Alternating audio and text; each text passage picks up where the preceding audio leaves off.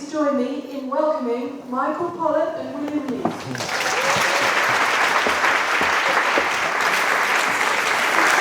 Thanks very much. Hello, William. Well, hello, Michael. Have a seat.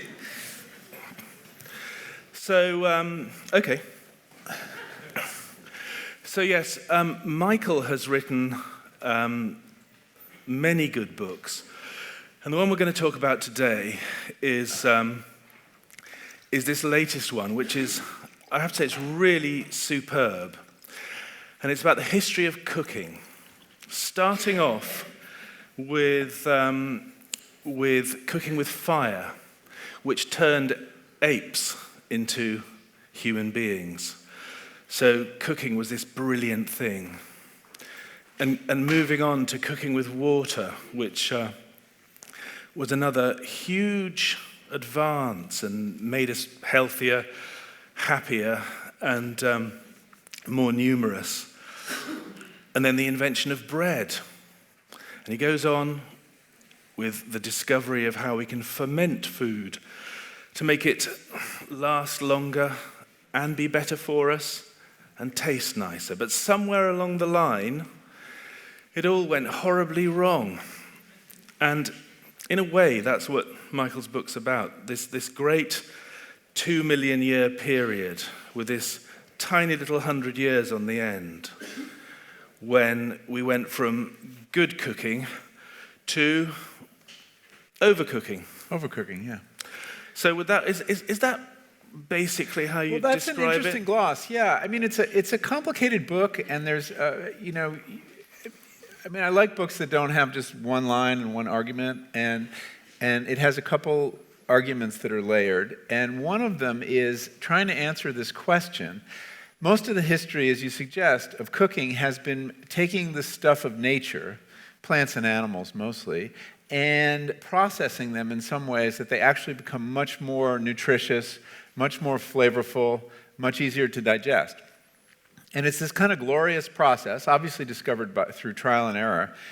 And one of the questions I had is, well, then what happened? How is it now that processed food is such a problem for people? And we're making foods that, we've actually done this amazing thing, if you think about the history of civilizations or species, which is we've figured out a way to create a diet that reliably makes people sick. And this is quite an achievement for civilization. And so I was looking for that turning point. And I decided that you could pin it to the moment where we learned how, and this happens in this country, by the way, to make really white flour. The invention of the roller mills, where you take the grass seed, which is what most grain is, and for the first time we can completely remove the germ and the bran and extract the endosperm, which is the pure starch. So basically, you're getting rid of everything that's good, yeah, in order to make something which is sort of dead and therefore much easier to transport, to store. You can put it in a packet and it's going to last for ages. Yeah, there were industrial reasons to do it, without question, because that's the part of flour that doesn't go bad. It's shelf-stable. And you had an industry where you needed a mill in every city, in every town, because flour had to be fresh. Because the germ has the germ can go rancid, precisely because it's so healthy. It has omega-3 fatty acids, which go bad when they're oxidized. And so you couldn't centralize this industry. But once you have white flour, one mill can take care of a whole country. And indeed, that led to an enormous consolidation. But make no mistake, we wanted white flour. People wanted it. I mean, we are sugar obsessed, and we always have been. Well, I guess we come from, originally 2 million years ago, calories were incredibly hard to get. And so we adapted, and our whole bodies adapted to these creatures that were desperate to go out and get as calorie-dense food as we could. Which is sugar and fat. And of course, now, when there's a huge abundance of all this stuff, we still go out and and seek it out and eat as much of it as possible. And so it was basically this point that you're saying when everything turned. And a couple other things happened. I mean, we wanted white flour because it was satisfying. It was sweeter. It's flour starch turns to glucose as soon as you put it on your tongue with a little saliva. It begins turning into sugar. And but also whole grain bread had certain problems. Before you had really good milling, it wore down people's teeth. It was so hard. And so and it became very prestigious, as it was in Asia, by the way, to have white rice. The whiter the food, the purer it was.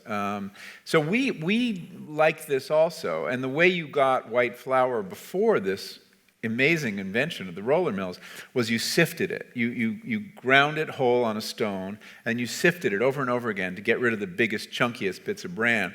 But that kind of white flour, which only the rich could afford for the most part, still had lots of good nutrients in it because you'd smush the germ around and you couldn't get rid of it. But when you could refine it, it was this amazing moment. It's where the industrial logic comes up against the biological logic, which is, in a way, the story of agriculture too, where these two things are constantly fighting. And the industrial logic loves refined white flour because you can take the bran and the germ and sell them to somebody else. And so this became very important. You basically sold people this nutritionally almost worthless white flour, and then you took the germ and you sold it to the pharmaceutical industry where they created vitamins to sell back to the people who had deficiencies because of white flour. It's a great business model. So we've got this the terrible moment, and I want to ask Michael in a bit what happened after the terrible moment, because we're seeing it now every day. We're seeing the results of the terrible moment. But I want to go back a little bit.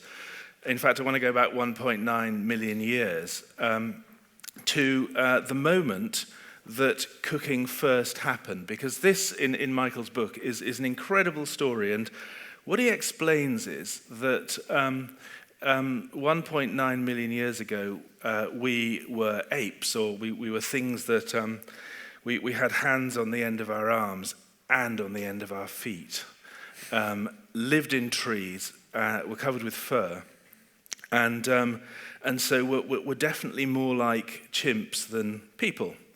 And yet these chimp-like creatures, which were known as Homo habilis, domestic man, I suppose, somehow learned to cook or learned to control fire, and that was the start of absolutely everything. Yeah, this was a really key moment in our evolution. The theory, and it is a theory, called the cooking hypothesis, was developed or put forward by a Harvard primatologist and anthropologist named Richard Wrangham, who wrote a wonderful book called Catching Fire. And he's trying to answer a riddle that has perplexed anthropologists and archaeologists for a very long time, which is at a certain moment we depart from the apes and our brains get much bigger and more complex. And at around the same time, our digestive apparatus, our gut, get much smaller. And so what caused this? Because this is really a momentous change. Some people have thought it was meat eating. Once we started hunting, we learned how to hunt. We had this new supply of calories. But in fact, if you're eating meat raw, you don't get that much nutritional value from it. And also, your jaw doesn't and you shrink. Need a huge you need jaw an enormous ape-like, right. chimp-like jaw. And so if you're not cooking, Wrangham discovered, you have to chew about how much? Well, the apes our size spend half their waking hours, about 6 hours a day, in the act of chewing. It's no wonder they don't get much done. There's a lot you can't do if you're spending your whole life chewing, including hunting.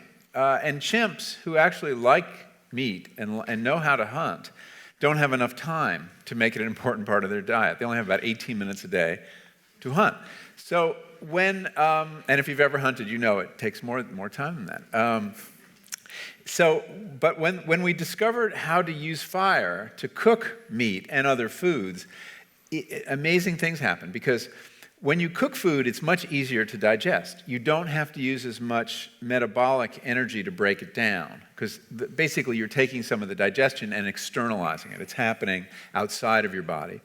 The food is also detoxified in various ways. It's sanitized by the process.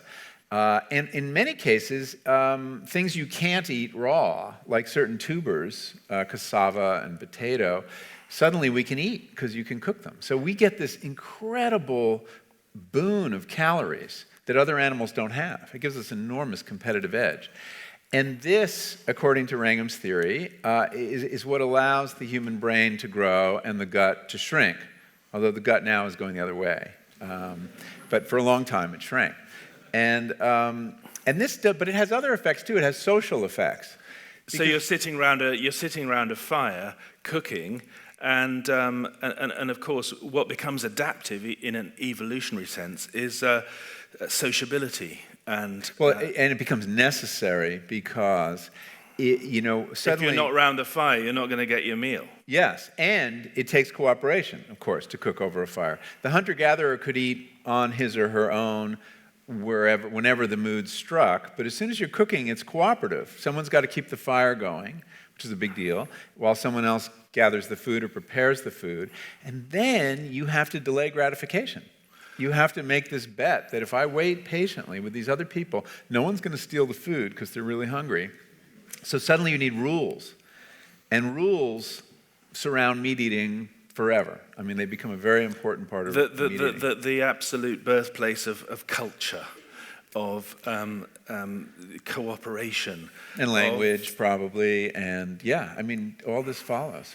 That's right. Apparently, they sang at first, didn't have words, but sang, sort of about the food and all sorts of things like that. And of course, if you're no longer foraging for 6 hours and chewing for 6 hours, you have a bit of time to think.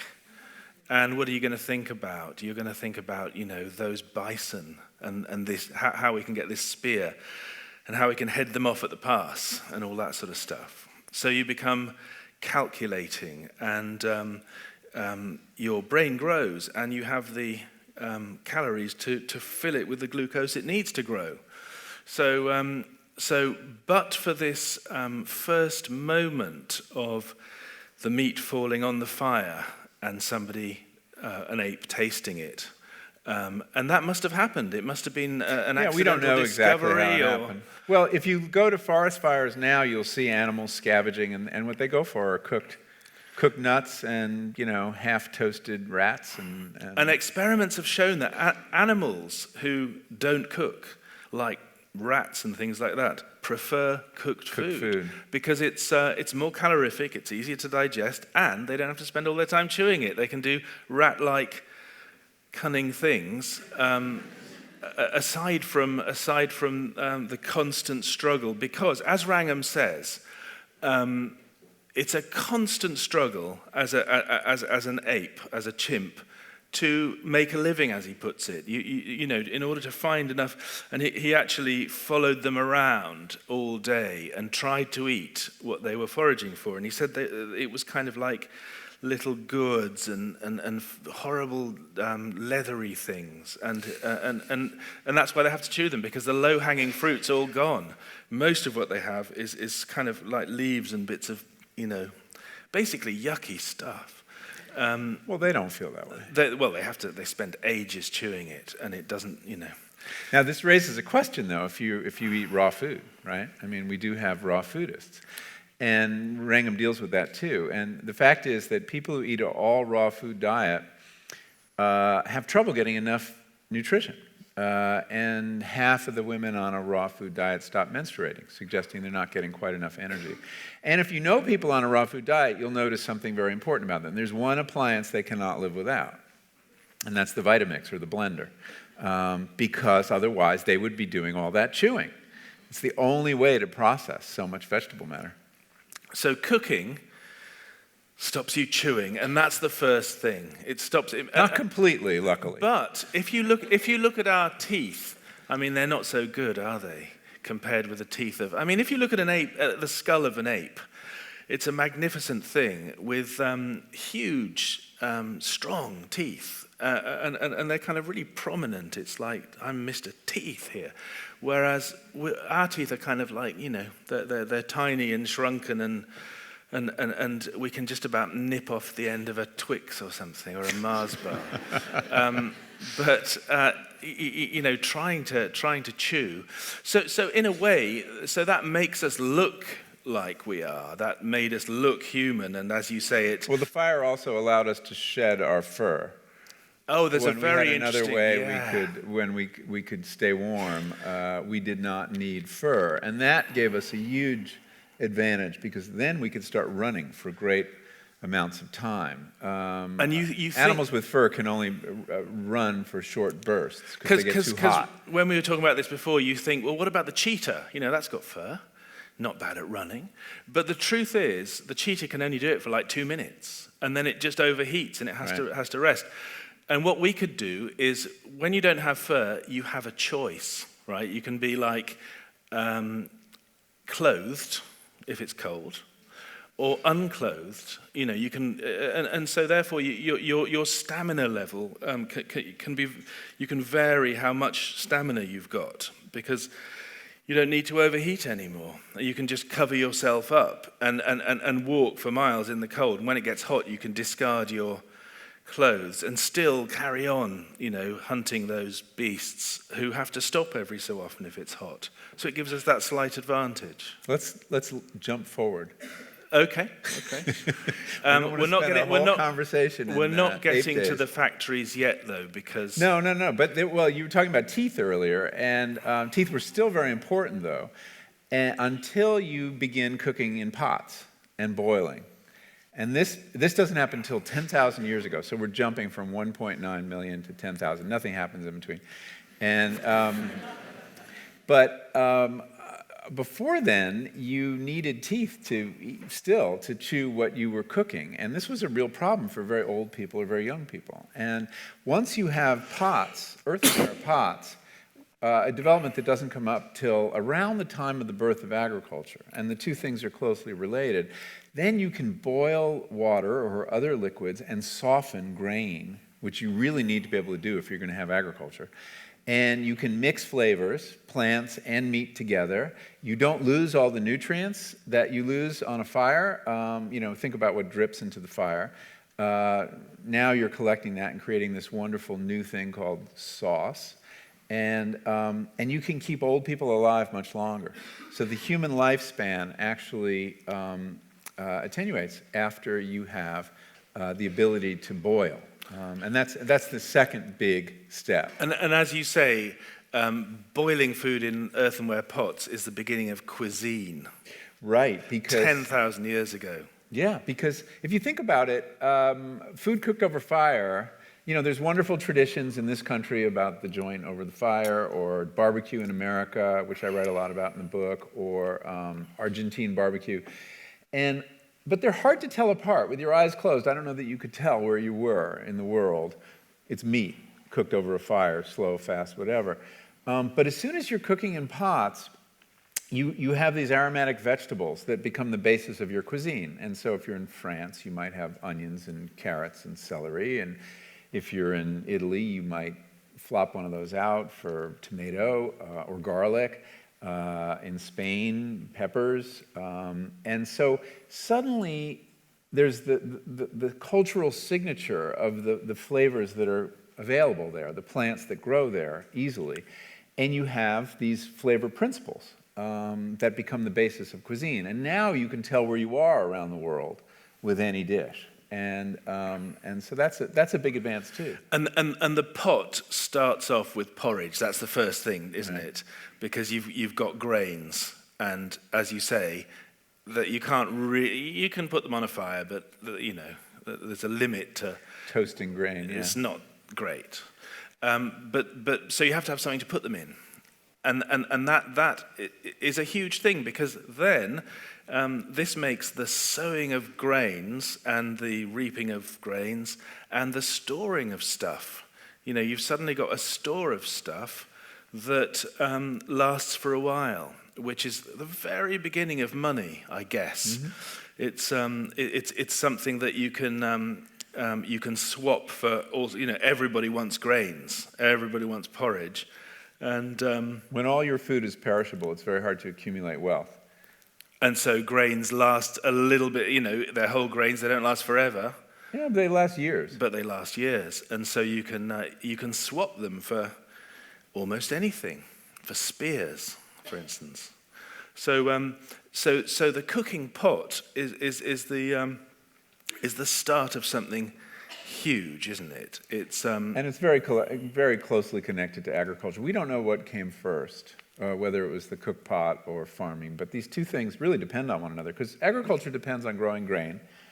Grain's not really edible without the ability to grind it and soften it and add water to it. So. And also, you point out that as we've gone on through the years, we've wanted to, in some way, efface or hide from the stuff we're doing. And the pot encloses it, and it's something, who knows what's in the pot? When you've got a pig on a fire, you don't go, who knows what's there, because it's a pig on a fire. And there's something brutal about that you can't get away from.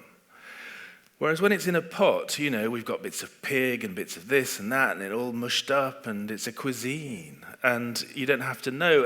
And that's the very start of what we now see in the supermarket when we have a sort of plastic package with a little window and just a colour of something. And you could easily forget that it's a piece of an animal, a muscle of an animal. Yeah, well, and we want to forget. That's right. And this wanting to forget, which is also the start of civilization, is kind of tragic. It's true though. When you see an entire animal, like with its head and stuff, and fish eyes, and all that stuff, you slightly recoil, and because you're so used to the idea of having it packaged and hidden away, its origins hidden away. Michael makes the point that across the world, the most successful living thing, which covers 2/3 of the Earth's surface, is grass, and really, extracting calories from grass, it's what people do low on the food chain. And wouldn't it be great if we could do that ourselves? Because this opens up an enormous store of calories, an enormous possibility. And that's what bread is. Yeah, well, ruminants can take nourishment from grass. Grass is the great solar collector, right? You have grasslands that extend over a tremendous amount of the Earth's surface, and they're collecting solar energy, and life, in the end, is a battle for energy, for the energy of the sun. But we can't digest grass. We don't have a rumen. We don't have that wonderful apparatus a cow has, but we have bigger brains than a cow. And so we kind of figured out how to do it, and that really was bread, which happens about 6,000 years ago, probably in Egypt, probably again by accident. But when I really began to understand this, when a scientist named Bruce German at UC Davis said to me, we were talking about bread and cheese and things like that, and he said, well, you could not survive on a sack of flour and water if I gave you all the flour you wanted to eat, even whole grain. But you could survive on the bread made from it. Same ingredients. I thought that was kind of amazing. Why is that? And he explained that the sourdough culture, basically flour, let's talk about wheat for a sec. Wheat flour is mushed up grass seed. Seeds are amazing things. Seeds contain everything you need to create a new life, right? A new plant life. But they have fat, carbohydrate, protein, and all the minerals you need. It's all there, but it's locked up really tight in these long chains or polymers because the plant wants to protect it from animals like us. The plant wants to save it for the next generation of plants. But the sourdough culture that you use to ferment your bread, all those bacteria and fungi are putting out enzymes that are breaking down those long chains into shorter amino acids and sugars, simpler sugars. And they're also making all the minerals much more accessible. And then when you bake it, something even more miraculous happens. Whereas that porridge in the pot can never get hotter than the boiling point, by definition, right? Inside a loaf of bread is a pressure cooker. And you have these pockets of air, and they fill with steam. And steam can get much hotter than boiling water. It can get 300-400 degrees. So it thoroughly cooks the starch and makes that delicious and digestible and much more nutritious. So you see, bread is an ingenious technology for rendering grass seeds nutritious, digestible, and delicious. And that's why bread could be essentially the staple of the diet in Europe for 1,000 years. I mean, more than half the calories in the diet of your ancestors was bread. But, and this is where I've got to say but bread was the downfall, and it was making bread better for the person who made the bread than it was for the person who ate the bread. That was the big problem, and it was getting away from the big old stones that grind the seeds to the steel mills. And you write this really interesting sequence in which you go to two types of bread making. You go to an artisan baker, who is this guy who makes a small number of loaves in the old style, and then you go to mills his own flour on a stone, and he mills it. He does everything like it was done hundreds of years ago. But you also go to these enormous factories which is what? I go to the Wonder Bread factory, which do you guys have Wonder Bread? It's actually, well, I'll tell you what happened to Wonder Bread in a second. But this is a bakery, a very high-tech bakery, where they make 155,000 loaves a day, none ever touched by human hands. And it's an amazing technology, in giant sacks of flour, but also sacks of dough conditioners. There are 30 ingredients in this bread. And I was there the day they were making their version of whole grain, which is basically, they'll take fiber from anything and throw it in bread. There's wood, there's cellulose, there's, anything. Inulin, roots of chicory, just load it up. And it's chemically intensive. It has huge amounts of yeast to leaven this bread, 10% yeast by volume, which is a shocking amount of yeast. And it just kind of runs along a track, and it's leavened in just a couple hours. They use so much yeast, they get this big cough of CO2, and there you go. And then it's automatically packaged, and it goes out into the world. And so I spent a day there, and then the next day with this baker, Dave Miller, and they were, I know, it's like perfect name. But the interesting thing is, you would guess that Dave Miller is the past. He makes 400 loaves a week, and he sells them at the farmer's market. And Wonder Bread is the future. Yet, here we are a year later, 2 years later, and Wonder Bread is bankrupt. And Dave Miller's doing just fine. And I think that that's really curious. And that is curious. You are so optimistic, and you're so dark. And but read his book. Honestly, he's very chirpy in person, and then you read all this stuff. And the thing that got me worried was that Michael was saying all of these factories are designed to make the unhealthy bread, and they're these huge factories, and they're all over the place. And because there's a sort of a marketing reason to make whole grain bread, they don't sort of really make it properly, as you say. They just have to use the machines that make the bad bread to sort of try and pretend to make the good bread, and it doesn't quite work. So it's or at least to be able to put the health claims on they want to put on it. And then they chuck the vitamins in that they've extruded from the grain they've got rid of, and blah, blah, blah. And you've got this loaf. And as you say, it's got gritty bits in it, and it's not real, and all of that. And they can just about pack it and store it and market it and put it in warehouses for a while. But in order to get the whole system back to what you'd like it to be, you'd have to knock down all those factories, wouldn't you? Because they're just going to make the bad good bread and pretend it's good.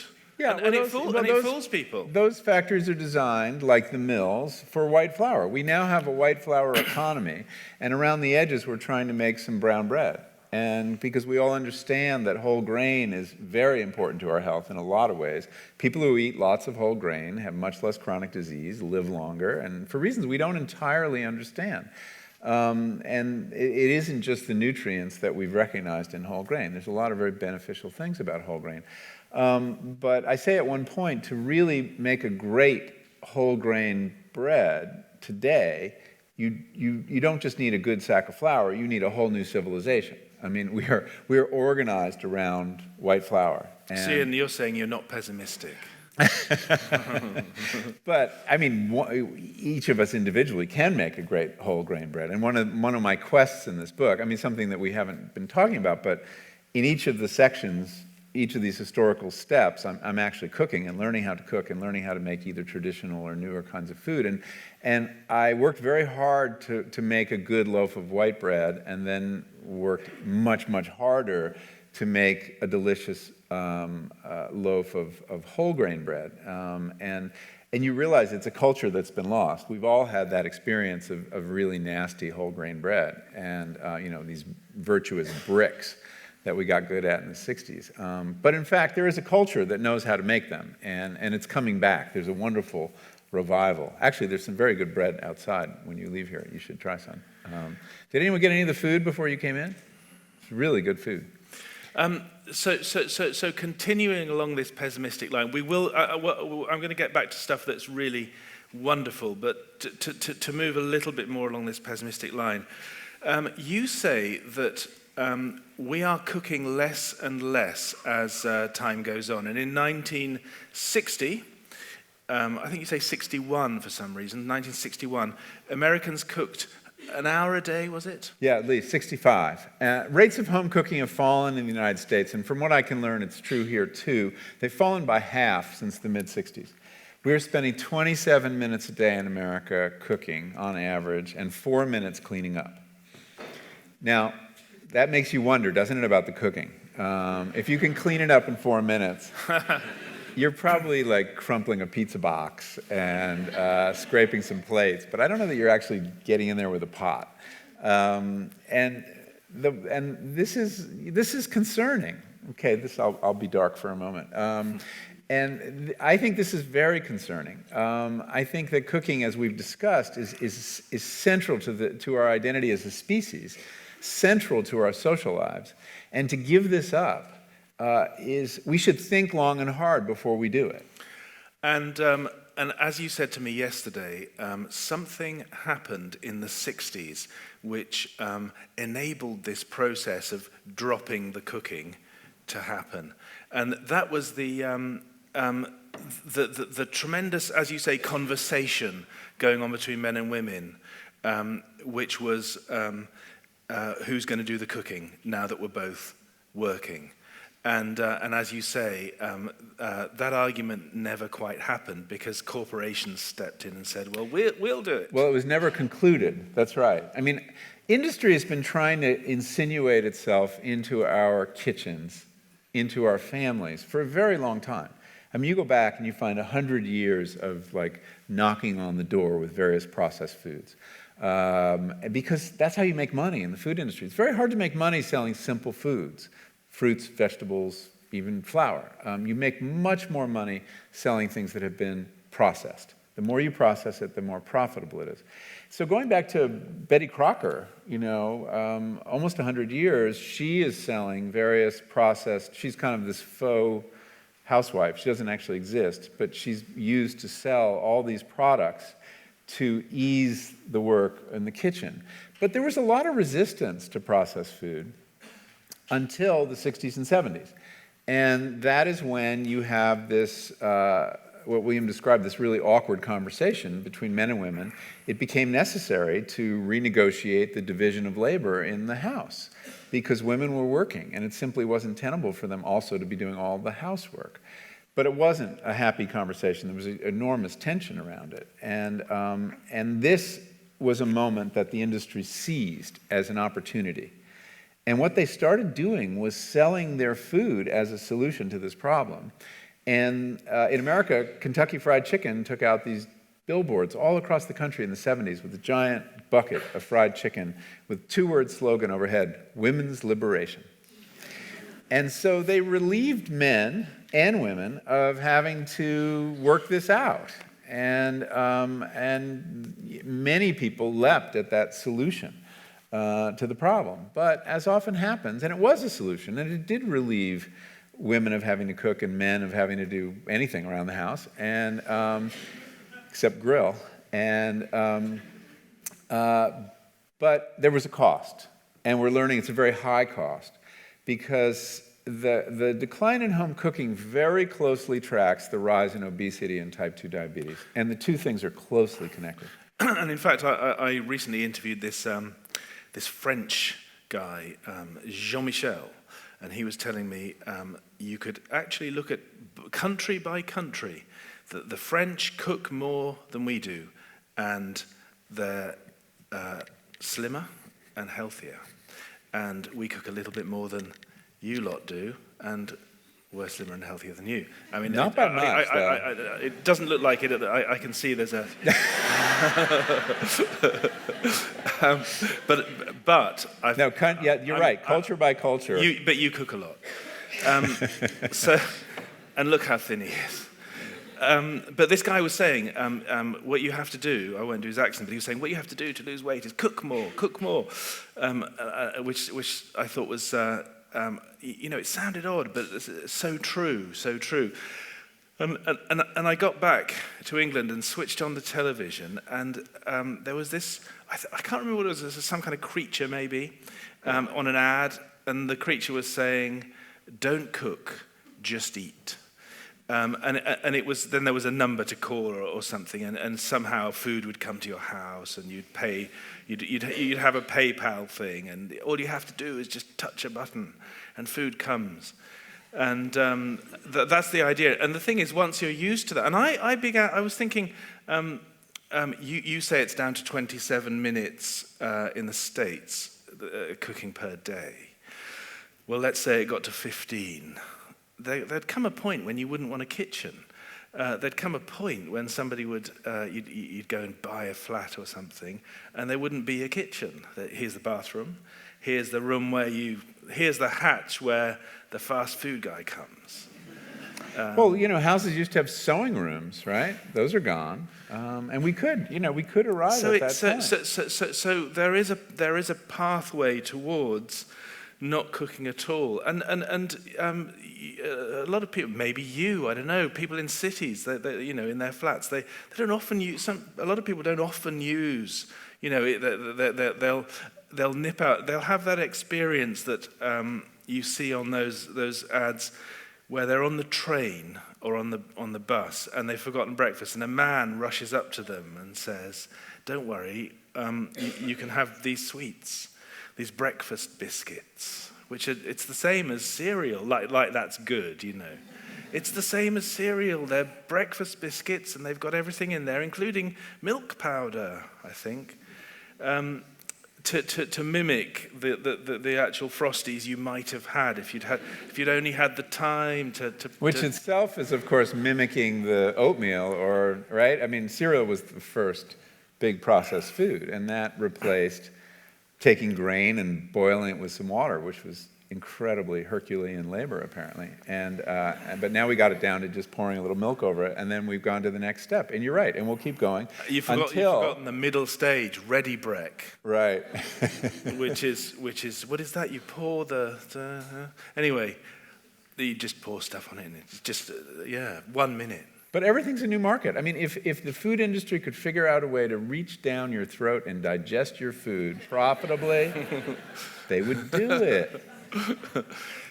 So that's one future that we might see. We might foresee. We're sitting here and thinking, can we foresee this? Yes, we can. this terrible time when the health, my God, I've had a bowl of Frosties. Oh, congratulations, son, that's, brilliant. And that's like the healthiest thing you'd have. I actually made it. But there is another possible future which you say, we can fight back against this. And there are pockets of people all over the place, apparently, doing this. The people making the proper bread, the people rediscovering how to cook, rather than watching it on telly. And as you point out again, the less you cook, the more you watch it on telly with your microwaved meal.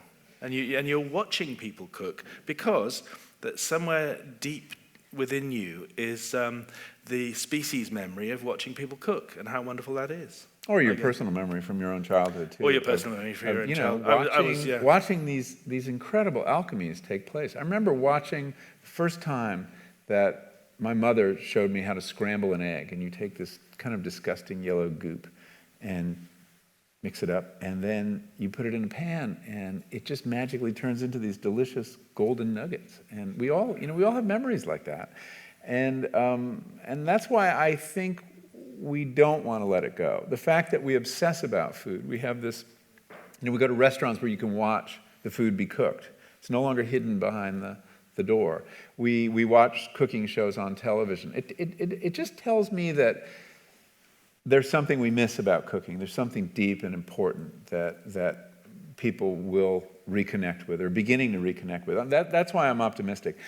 And one of the analogies I often think about is think what we did to modern birth and child rearing back in the 50s. I was born in a hospital and I was bottle fed, and that was the progressive thing that middle class people did at that point. We had professionalized childbirth, we had professionalized feeding. I mean, drinking milk from a breast was primitive, and industry could do better. And the industry had insinuated itself into that process. And as a culture, we turned back from that. We realized that was a mistake. And we had the rise of, the return of breastfeeding. We had the return of, midwives, and we demedicalized birth to a certain extent. And so that sometimes we try these experiments. And one of the reasons we turned back is formula-fed babies didn't do as well, because we weren't as good as we thought we were at simulating this miracle food. And we still don't understand breast milk, actually. And so that gives me hope that sometimes as a society we try something and we discover it doesn't work and we turn away from it. And that's, I think, true of outsourcing our cooking to the extent we are. It's making us sick and fat. And so I'm hoping, that gives me some hope, plus the fact that, people are finding enormous pleasure in all sorts of DIY pursuits now. Well, I was going to bring up this thing because Michael writes about this kind of, little pockets of artisans and so on, and it's not just baking, but it's also fermentation of food, which is something we've lost. And fermented food is full of bacteria, and we've sort of tried to rid our food of bacteria. And rather than that being a terribly healthy thing to do, it's making us ill again, because we need to have, not, as you say, not just the upper intestinal tract fed, but the lower as well, and that's what's beginning to happen. People are beginning to fight back, making all sorts of pickled this and that, and kind of, we thought raw milk was a horror, and that's because it was a vector for tuberculosis and various other things, which then were a horror. And so we pasteurized milk. And while that stopped us getting TB, it also got rid of all sorts of good things in the milk. And so you went to look at people who were deeply into fermentation, didn't you? Yeah, this was for me one of the most exciting parts of the reporting for this book, was meeting this whole group of people I call fermentos. These are people obsessed with fermentation. They're picklers, they're cheesemakers, they're brewers and mead makers, and they were unlike anyone I had met before in that their attitude toward bacteria and precision was so different than mine. I mean, I grew up in a household where we were all foot soldiers in the war on bacteria. And my mom, if a can of vegetables dropped on the floor and got a dent, she was sure it had botulism and she'd throw it out. And pork had trichinosis, so you had to cook it till it was, the way the English cook it. And we fought bacteria, and here were these people all of a sudden who were pacifists in the war on bacteria. They loved bacteria. They considered bacteria their friends, and they were very relaxed about sanitation, and were making this beautiful bacterially laden food, which it turns out is very important to our health. And of all the problems with the so-called Western diet, one of them turns out to be, not just all the refined carbohydrates, is the fact that it's so sanitary and that we're not getting bacteria in our diet, which we need. And the other thing about it, as you alluded to, is that in refining the food to be so readily absorbable, all these sugars and fats that we do absorb in our small intestine, we're not feeding the fermentation that goes on within our body, in our large intestine. I don't know if you realize it, but you're only 10% human. You are 90% microbes, if you're counting cells. And some of you may be less than 10% human, I don't know. So we've figured out a way to feed the 10% with processed food. And that's what processed food does. It feeds the 10%, but it robs the 90% of what they like to eat. It sounds like that kind of Occupy Wall Street thing, doesn't it? Yeah, the 99%. Except, yeah. So processed food, sanitation, we have damaged ourselves, and this is the way to fight back, to not worry so much about germs, in a way. Yeah, I mean, it's a dangerous public health recommendation to say you shouldn't wash your produce anymore because, there's pesticide residue now, and a lot of us have weakened immune systems. We keep people alive who have very weakened immune systems, who are vulnerable to raw milk and things like that. So you have to be very careful on that recommendation. But if it's coming out of your own garden, yeah, don't wash it so much. And it turns out it's very important to expose our children to bacteria in their play, and it's really good to have pets, and it's really good for them to play in the dirt. And it's actually very important for pregnant women to be somewhat exposed to animals and bacteria. People who grow up on farms, don't have allergies or eczema or autoimmune disease at nearly the same rates we do because of this it's called microbial pressure. And we don't have enough microbial pressure in our lives. And this is the reason for things like peanut allergies and so on, is that right? It may be that basically bacteria in the diet and in the environment train your immune system at certain windows of development. And the immune system needs to learn who is friend and who is foe. And the modern industrialized person's immune system is very confused on this point. It's kind of racist, isn't it? It's like no immigration. They're all foe. They're all foe, basically. Yeah. But in fact, a lot of them are actually friends, like the proteins in peanuts. Suddenly the body attacks it, or possibly gluten. And this may explain some of the problems people have with gluten. And so that this everyday engagement with lots of bacteria in the body and around the body is really what we may, and I have to say this is provisional. These are theories that haven't been completely proven, but there's a lot of epidemiological evidence that this is an important key to health, this exposure to bacteria. And there's a great moment when you're deep into bread, deep into the culture of bread and the kind of microbial activity going on, when you say you get a kind of eureka moment, which is kind of like, well, we've got to work with them. Yeah. Not against them. They're not our enemies. You can't control them. That's the key. You're working with other living species when you bake bread. I'm talking about using a sourdough culture, not just yeast. And when you're pickling, when you're making cheese, it actually, you have to learn a new attitude toward nature. And the model I had for it that was very useful is gardening. It's a lot like gardening, because there too you have these other species that will not do everything you want them to do. And I'm talking about the plants you're trying to grow, and I'm talking about the pests who are trying to eat the plants you're trying to grow.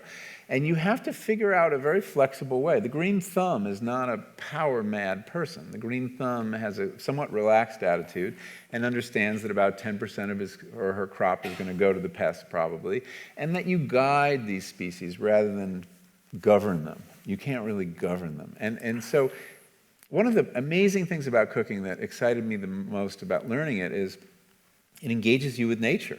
You have to learn how to get along with nature, because that's, what do you cook? You cook these other species, and very often you use still other species to do it. And that is, it can be incredibly frustrating at times, but also incredibly rewarding. Well, it's like the history of the British Empire. It's, you start off with a cudgel, and then you end up with persuasion and then slinking away. But actually, that last bit, we've covered a lot of history tonight. That last bit's not quite right. So I guess right now, before we go to questions, I suppose the one question I've got to ask you is, be honest, how optimistic are you that we can turn this around and stop the sort of the juggernaut of bad food and unhealthy food culture? What's the chance we can do that? Well, it's going to be very challenging. There is an enormous amount of pressure to keep going down this path. Including in our country, $32 billion a year of marketing money and muscle spent to get people to eat this way.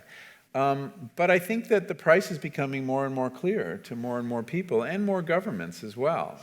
One of the reasons that in New York, Mayor Bloomberg has become such a fanatic on the subject of soda and trying to tax it and then regulate the size of the containers, which he's gotten an awful amount of grief for, is that he came into office and somebody told him that, well, New York City has a big public hospital system and it costs you $425,000 for every new case of type 2 diabetes. And he said, well, how do we reduce type 2 diabetes? And they said, well, reduce soda consumption. And that's what he's trying to do. So you see, it's becoming in the interests of powerful people to attempt to change these norms, but it's not easy to do because the industry is very influential and our desires are for sweet things. But stepping back a little further, the way I see what's happening is that for several decades, going back really post-World War II, we've had this great cultural forgetting of what food is, about what food can do for us, about all its almost sacramental meaning in our social life, in our engagement with nature. And there is a remembering now going on. What we think of as the food movement, and what may look very trivial as foodieism and the fetishization of food that's going on, I see these as kind of pretty harmless excesses in this process of recalling ourselves to everything food is, everything food can give us: health, community, this wonderful engagement with nature. And so that gives me hope. We have a food movement in America that's rising and getting strong, and the most quickly growing sectors of the food marketplace are local food, organic food.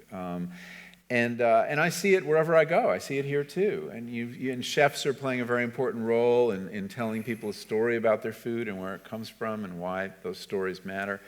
So, we're at the beginning of something big, I hope. I can't guarantee that. Optimism is a matter of temperament as much as evidence very often. So sorry, I'm losing my thing. So anyway, many things are happening that fill me with hope. But it's going to be a fight. It's really going to be a fight. And we're up against a powerful, powerful adversary. Hello. Hello. Really enjoyed it, thank you. I've read all your books. Not long ago, I was having quite a heated discussion with somebody who works for the Bill Gates Foundation. This is another topic. And he is adamant that GMO is the only way to go in parts of Africa to avoid starvation, etc. So while we were having this heated debate, I said, well, what do you think Michael Pollan thinks? And he said to me that apparently you have seen what's going on with the Bill Gates Foundation and what they're trying to do. But he wouldn't come down one way or the other on what you actually thought about the whole GMO question. As you would expect from someone who comes at things with a very strong bias toward technological solutions to problems, Gates has been very sympathetic to GM. And, there is a school of thought that argues that this is how we're going to solve our problems. We'll come up with seeds that will be so productive and that they will allow us to increase the yield of our agriculture and feed the world. I have a problem with that on many different levels. First, I don't think GM is fundamentally an evil technology, and I don't see yet lots of evidence it's dangerous for our health. But I nevertheless think it is there's very little evidence to suggest it can do what it has been promised to do. I've been following GM since 1998 or 99. Shortly after it was introduced, I got a GM crop, actually, some GM potatoes, grew them in my garden to see what it was all about. And so I'm a grower. And started looking closely at what this technology offered. I think a lot of people would be surprised to learn that GM has not increased yields in any significant way at all. Only in a couple crops, only under very specific circumstances, do you get any more food with GM technology. We have two GM technologies. One is Roundup Ready. These are crops where you can spray endless amounts of herbicide, Roundup, and it doesn't kill the crop, so it makes weed control easy. And then we have BT crops. These are crops engineered to exude a pesticide in every part of the plant, a relatively benign pesticide based on a bacterial toxin. What these crops do so far is help the largest industrial farmers get bigger still. They're a convenience for farmers. They don't increase yield, but what it means is if you're growing 500 acres of corn and soybean right now in Iowa, you can grow 1,000, even if your other field is 50 miles away, because you're not going to have to be there and be alert to an outbreak of European corn borer or weeds, because it's just convenient. So the technology has been developed to make industrial farmers more efficient.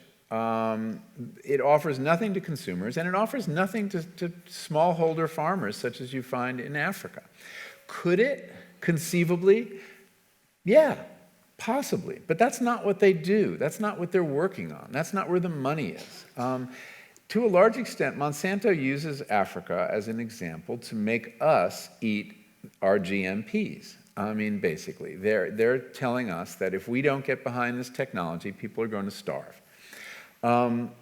If we saw a big public breeding program to adapt GM to solve real problems that real people have, I think, and that it actually fed people who weren't eating, I think we'd have to morally get behind it if the costs were not, too high. But there's no evidence that that's happening. It's all being sold on a promise. And you have to, it's a pig in a poke, as we say. Show me what you've got that's actually going to relieve a problem. We hear a lot about drought-tolerant crops. Okay, that's a big focus of research that I think Gates is supporting. That sounds really good. We're going to have a lot of drought in the future with climate change. But if you look at it, if you have a drought-tolerant corn, that plant does very poorly in wet years. You lose yield in wet years. It's a brittle technology designed for a very specific set of circumstances that you can't count on, because the point of climate change is going to be variability, not continual drought. Whereas if you have a healthy soil with lots of organic matter, those plants withstand drought even better, and they do well in a wet year. Organic agriculture, a lot of people don't realize this, but organic cornfields outperform conventional ones in drought years because the soil holds so much water. There is a very resilient technology that doesn't have any intellectual property, so nobody's interested in it. So I'm very skeptical of GM. I think we make a mistake putting all our eggs in that basket. I think that there are other more context-based solutions to these problems, but I'm not willing to rule it out. And I don't think we should rule it out. I just think we should get them to put up or shut up, as we say, and instead of scaring us into giving them carte blanche. And so that's kind of, I mean, that's a long answer to your question. But I'm American living in London for 3 years. I discovered Food Inc. a couple years ago, which is why I became interested in this whole debate. So just a normal consumer that's passionate about it. And seeing all the bills and the things that are happening in America makes me really, really frustrated. This recent bill that basically GM companies can't be held liable for any health ramifications and that sort of thing that's happening. Monsanto executives being appointed to FDA and important organizations. And it's frustrating because I feel like I'm helpless in this fight. So I know you say you're hopeful, which is great, and I do see all of these things, and I myself try to educate myself about what's going on. What frustrates me is the ignorance and the want to remain ignorant by all of my friends, because I feel like there's this feeling that if they don't ask the questions and they don't have to do anything and know that there's something going wrong. So my question to you is, from where you sit and knowing so much more about it than the normal person, what can I as a normal person do to affect this change and to help this move towards the hopeful and the change toward the better, rather than feeding into what industry wants and what lines their pockets? Well, I think there are two places where we can act. I mean, one is in our personal lives. I don't minimize the importance of voting with your fork for kinds of foods you want to see and the kind of agriculture you want to see. And if you look back over the last 10 or 20 years, consumers voting with their forks for organic agriculture, for local agriculture, has had a profound effect. It has created a market that did not exist without any help from governments at all.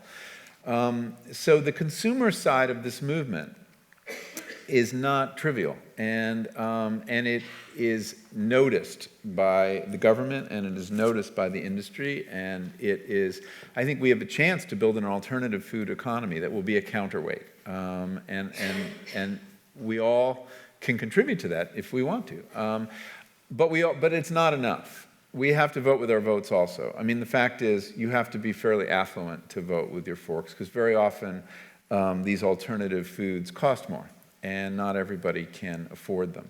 So we do have to get involved in things like agricultural policy. These are things that people who lived in cities just have not paid attention to for many, many years, with the result that only big farmers or big food processors get involved in the debate over the Farm Bill, which is our key piece of legislation every 5 years that basically sets the rules for the food game that everybody's playing. Yes, Monsanto is working very hard to inoculate itself against any kind of government oversight, and they're slipping bills into the Farm Bill right now, or trying to.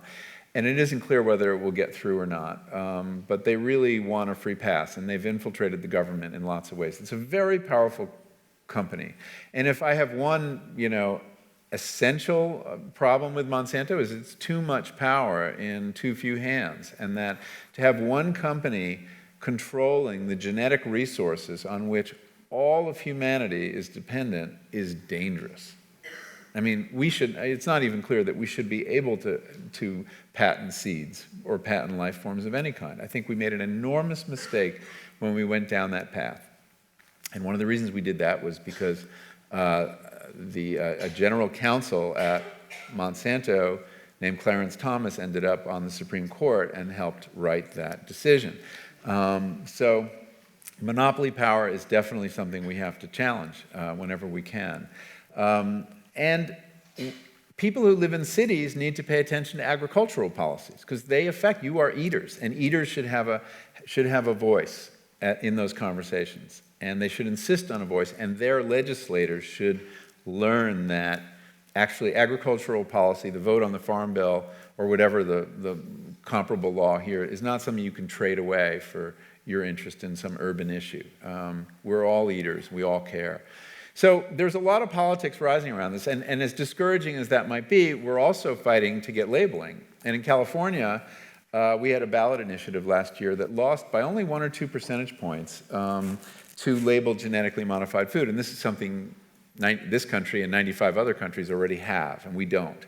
But we're very close to getting it. And Monsanto and its allies had to spend $44 million to stop it, an immense amount of money. And it will pass somewhere soon. And this will rock their influence, I think, in very important ways. So get involved. I mean, even from here, get on the listservs of various groups that are doing it. If you go to my website, there's lots of resources and different groups who can keep you apprised when there's a really important vote in Congress, and a call to the legislature would be useful. Hi, my name's Matt. I'm from Seattle, and so you're about to have this vote, very soon. Yeah. Well, first off, thank you very much for your writing. I very much appreciate your contribution to my changing my view on food. I've struggled with that. My relationship to food my whole life. But in terms of doing something effective to change what's going on, it seems interesting that, the Grow Your Own movement is really, taking off. In Seattle, there's something called pea patches. Here they're called allotments, I believe. And, you have to get on a waiting list for 2 years. So the demand is there for people to grow their own. And where space is precious, it's really hard to do that. And, I've found through Hugh Fernley Woodingstall's got a movement online where you can sign up to be a grower or somebody with land to share. And, I've tried to get involved in that, and it's really, really hard. The demand is very high. So I'm just kind of curious about your opinion, on that, if you see that growing, if you see that as an effective piece of, people really reestablishing the right relationship with food, or is it more just about really supporting the farmers? Because is it just not practical? No, I think gardening is a really important part of this movement. Actually, I think that you can grow a significant amount of fresh produce in home gardens, and we did during World War II. In America, I think we grew 40% of the fresh produce was grown in home gardens during the Victory Garden movement, and I'll bet the numbers were similar here. And, gardening my first book was about gardening, Second Nature, and I got into all this work through the garden. It's in the garden that I learned about food. It's in the garden that I began to learn about my relationship to other species in the natural world. Gardening teaches us a lot. And if you garden and if you grow food, you will cook, because what else is going to happen to that zucchini? And it creates this wonderful surplus, and you will cook, and you will give things away, and you will trade with your neighbors, and you will appreciate the work of good farmers. You won't begrudge them their price, because you know how hard it is to do well. And what food is more, fresh and seasonal than what you can grow in your garden? So I think it's very important. I think as a didactic matter, as a teaching matter, and actually as a source of calories. And we talk about, good, fresh, organic produce being beyond the reach of many people. Well, this puts it in reach of many people. We need more allotments, obviously. We need to, in America, we've got lawns that we need to rip up. I mean, lawns need to turn into gardens. We have 25 million acres of lawn. I mean, that land is available. People are still afraid to grow food in their front yard, that their neighbors will be upset. We have to get over that. That's a cultural norm we have to change. I work for Compassion World Farming, and we're a group trying to get rid of factory farming, mainly because of the cruel way that animals are treated. But also, I'd be really interested if you could say a little bit about what you think about the huge amount of world's grain, I think well over a third, that goes to animal feed, as opposed to raising animals on pasture, etc. So I'd love to hear from you on that. Yeah, thank you for asking that. That's a really good question. When we talk about this question of feeding the world and how the Gates question, and how we're going to have enough calories to feed the world, it's important to understand that we do have enough calories now. We are growing to feed a population of 9 or 12 billion. We're growing 6,000 calories per person per day. You only need 2,000 calories. So where's it all going? Well, a lot of it is going to feed meat animals. I think about 40% of the grain goes to feed animals. And that if we reduced our meat consumption, there would be plenty of food for everybody. So there are other ways to solve this problem than increasing yield. And then you add to that, what's the waste figure? I mean, it's 30% of, 30% of the food we grow at least is wasted. So the question of meat is very, very important and has been since Frances Moore Lepay wrote Diet for a Small Planet back in 1971. She was pointing out that people are starving while we're gorging on meat that is grown with grain that the world's poor could be surviving on.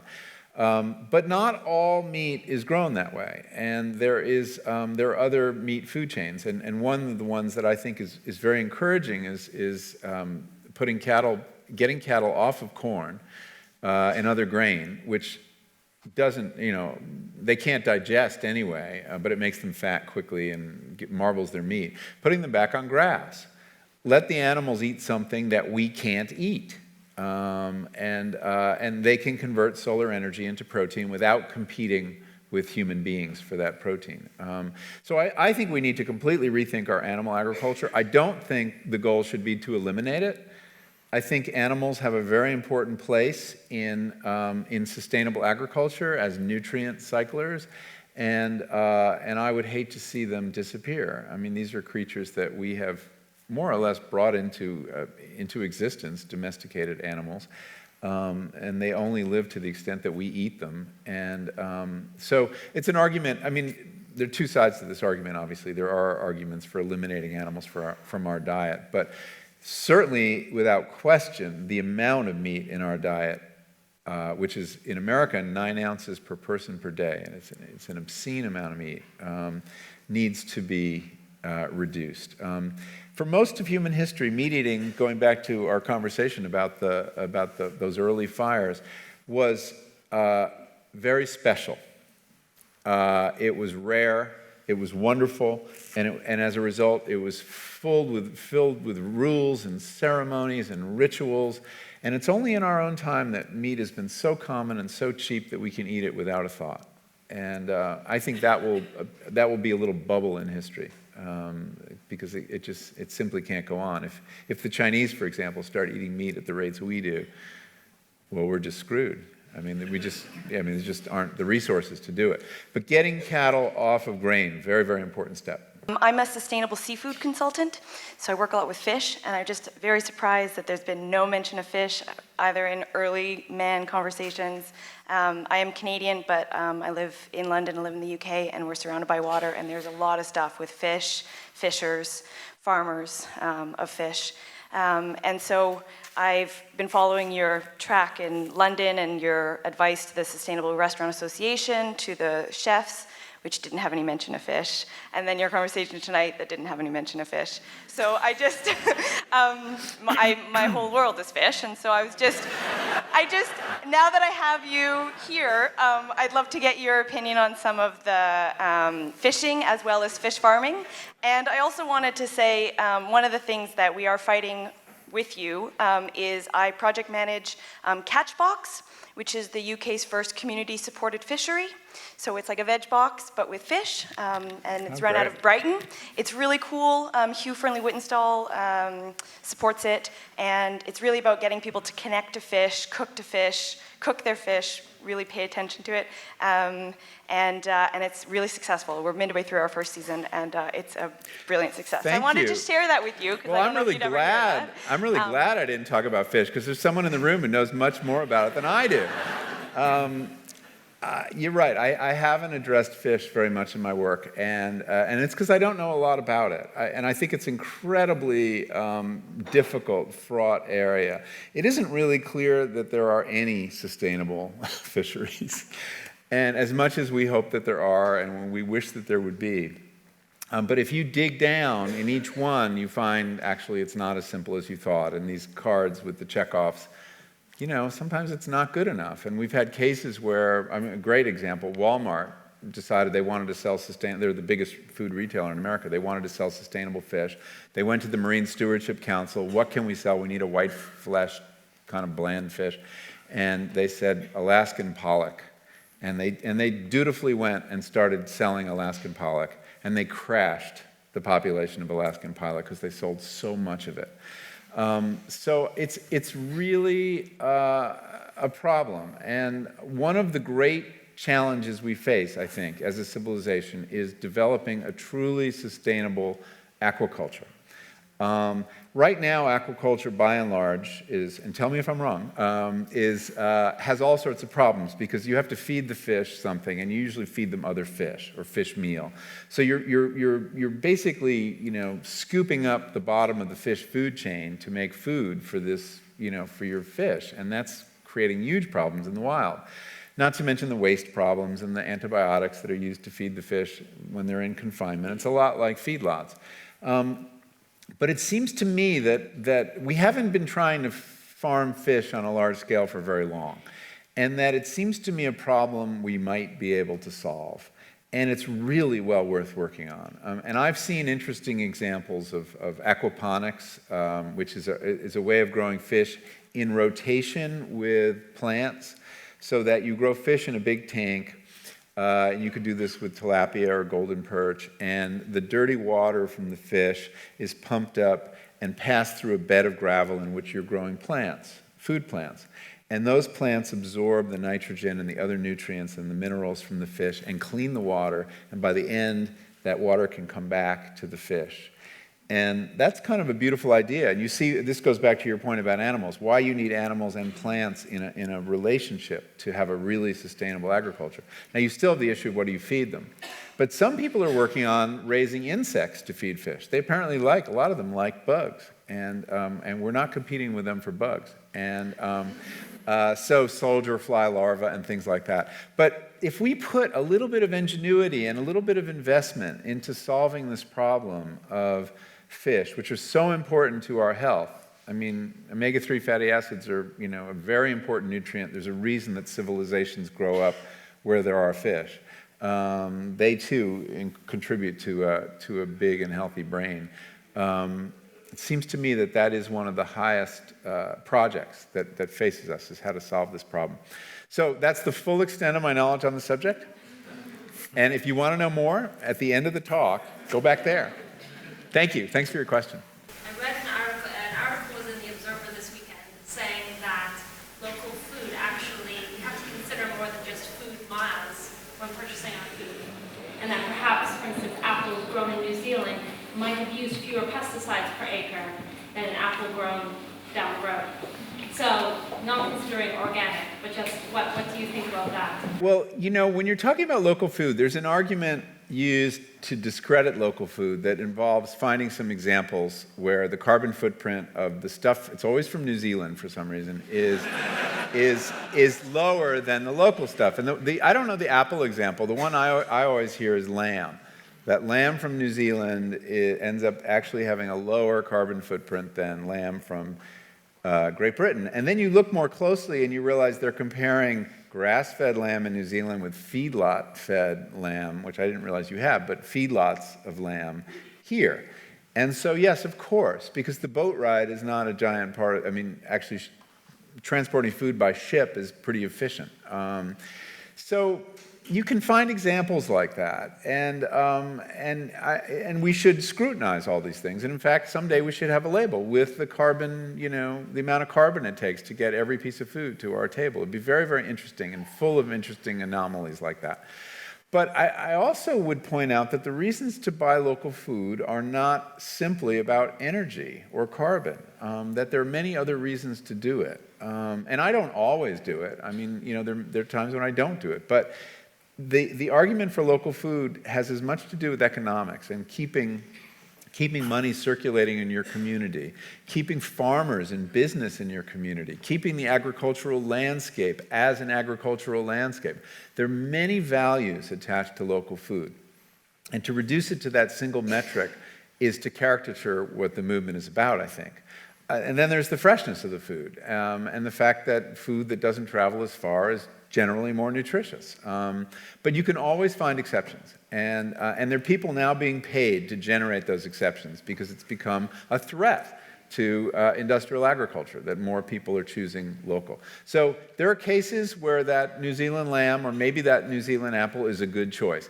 But in the end, it depends, what values do you want to support? Are you going to make all your food decisions based on food miles or carbon? Or do you care more about, say, the agricultural landscape and preserving it? Or do you care about freshness and seasonality? there's no one way one right way to vote with our food dollars. There are many different. You can express your values in many different ways across the spectrum. The key is not to find the right answer for everything. The key is to be conscious in your decisions, to basically realize you now have these wonderful opportunities we didn't have a few years ago to embody your values, whether it's environmental, whether it's health, pesticide, economics, with your food choices. And so, in a way, that's more of a burden because you've got to sort through all this information. But I see it as a great opportunity too. You've led me perfectly into my question, which is I'm really intrigued as to what you eat and drink in a typical day. Well, I'm an omnivore, I kind of eat what you'd expect me to eat. Not that much meat, although I do eat meat. I'm very picky about the meat I eat. I only eat sustainable meat. I've spent too much time on feedlots to, the other stuff doesn't taste very good to me. I don't eat at McDonald's. Oh God, what? I mean, I love to eat. I mean, I get enormous pleasure from food and from cooking it and from enjoying it. And I love being at the table. I never miss a meal. This is a very important thing to know about me. I'll never skip a meal. There are only so many left in my life. And I'm not going to miss one. And even when I'm alone at home and my wife is traveling and my son's not home, I will cook a meal and I will pour a glass of wine and I will set the table because I like meals. Thank you very much. Thank you all for your great questions. Thank you, William. Thanks a lot. Thank you.